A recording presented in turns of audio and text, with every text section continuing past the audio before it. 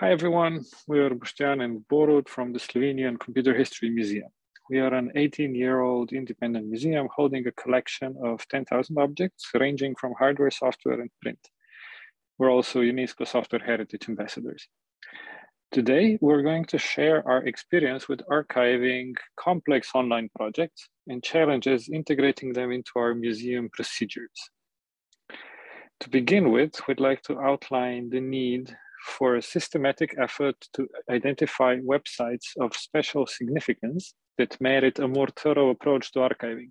We call this deep archiving, to differentiate from more common web crawler-based snapshots. Our National Library has been using Wayback Machine crawlers to archive a decent amount of local web for 20 years now. This yields a solid overview of how our part of the World Wide Web looked like, but recently we realized that there is a gap in this strategy that we can help fill. We started actively looking for lost and abandoned websites of special importance, contacting original owners, webmasters, and sysadmins in the hopes we could acquire complete server setups, disk images that would allow for a proper reconstruction from the raw materials. Here you can see an example of a very important political media site that ran for 2 election cycles, 2008 and 12, and influenced the outcome significantly, but then died down, went offline, lost the domain, and was basically eradicated from collective memory. Super important site for future researchers, non-existent on today's web. We managed to acquire all the assets and build the reconstruction. And on the left, you can see the incomplete snapshot, lacking all the video materials that were of the most significance. They were using citizen journalism to produce hundreds and hundreds of videos, and our reconstruction on the other side. Now, there are many organizational, communication, legal, technical challenges in these processes, in these reconstructions, but we believe they're very much worth it. We see snapshots as equivalent to photo documentation. That is better than nothing, but for future researchers, it is imperative we preserve the code, data, and user experience as well. As a different example, 2 years ago, our National Surveying Office took offline a dataset of images that they have been compiling since the 60s. They had teams on the ground mapping the entire country and drawing up anything that is bigger than 50 centimeters, any feature larger than 50 centimeters. It's put on a map. Those maps were digitized into some 6,000 TIFF images. And freely available, and then suddenly they went offline. We acquired the archive, and rather than having 6,000 images, files, somewhere in a folder, somewhere on the server where nobody will ever see them again, we realized we can build a modern web-based app, map app, that is using the original tiles, the actual images from that data set. And it's now a beautiful interactive map experience that is, we believe, a very good representation, exhibition of that object. Why do we do this? Code contains intangible cultural heritage, and it is, in essence, it stores not only the zeitgeist of the then attractive computer solutions, but also human ingenuity on a technical level, as well as it encapsulates in its design values of a certain era, which can be studied from a humanities perspective. Here's a cute example from one of our acquisitions. We found it in a very unexpected place, in the robots.txt file of a crowdsourced dictionary of living language project. The Razvezan Jezik is a custom PHP app with a custom with a database where people have contributed words and phrases that are not in official dictionaries, but are being used in common language. But you can also see that the robots.txt the team somehow felt it was important to include the Asimov's 3 rules of robotics, which I think is beautiful, and it definitely will be part of some research somewhere in the future. Now, so much about the basic examples. When we work with these objects, they're complex objects. Each of them is different.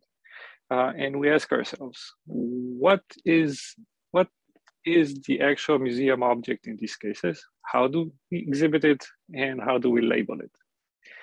Now, what is a museum object? Is it a hard disk? Is it a zip file? Is it a disk image? What is it that we will put into the catalog? We believe we have to acquire all of those raw materials. Sometimes that even means hardware.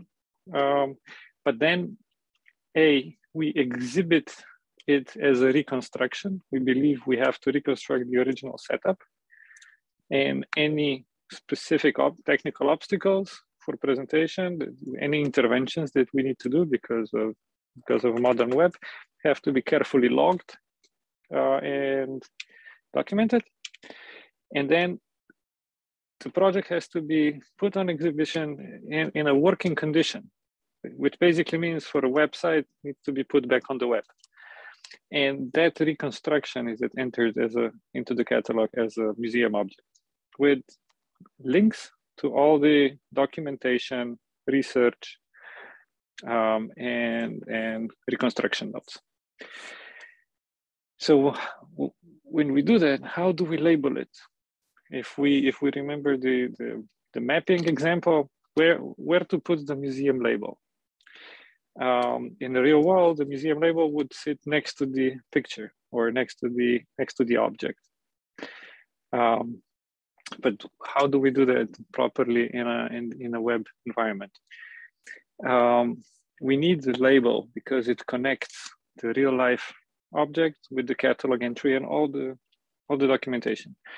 In a Wayback Machine snapshot, the equivalent of this label is essentially the top banner, which we feel is a nice solution for snapshot, but not good enough for deep objects because it interferes with the user experience, because the information presented there is not standardized, it's not machine readable, and it doesn't really solve the problem. It's not formalized enough to connect to our core museum procedures.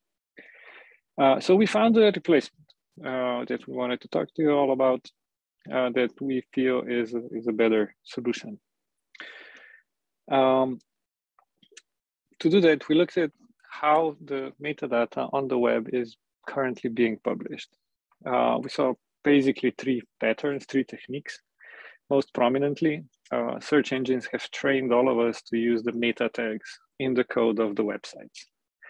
It indicates the keywords, the canonical description of the website and stuff like that.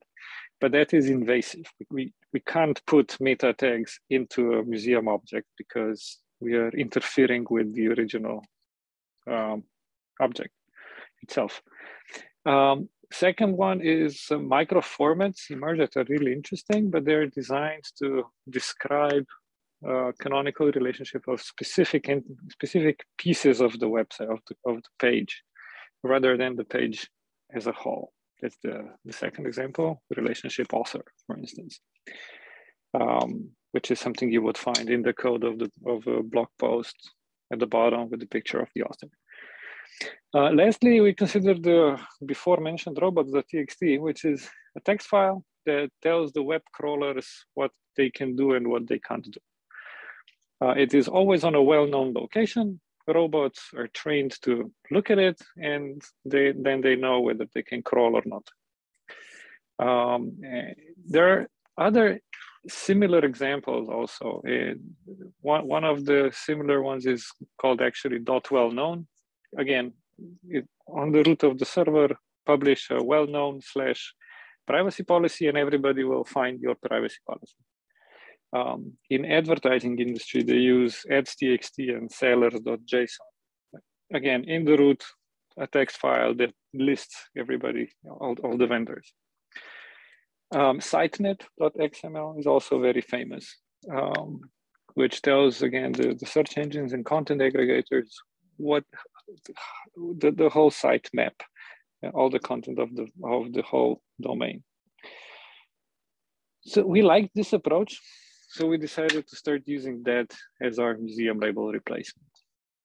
So for every deep archived object we have, we create a museum.txt. Here's an example from that mapping software. And it's very basic at the moment, but it is enough. It has some core information about the object published at the root of the domain. The status, the reference number, and the reconstruction note, or the log of interventions, or whatever we did to it that is non-original. This means that every time we need to reference the object, we can open the museum.txt. The user can open it museum.txt and see what the reference number is and go find it in the catalog. The catalog links to this file rather than the virtual folder somewhere on the server. When we do further research or documentation planning, when we do inventory, we can always refer to the details in these files.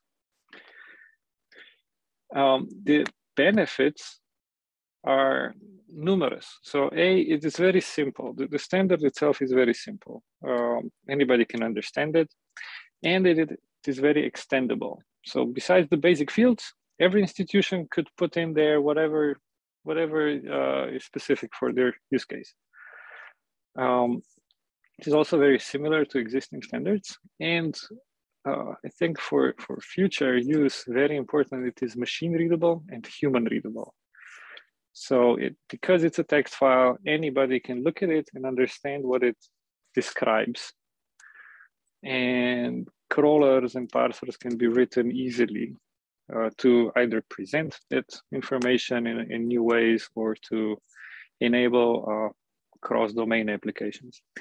We'll talk about that soon, but the last benefit is it is technically very easy to deploy and maintain, which I think is very important for adoption.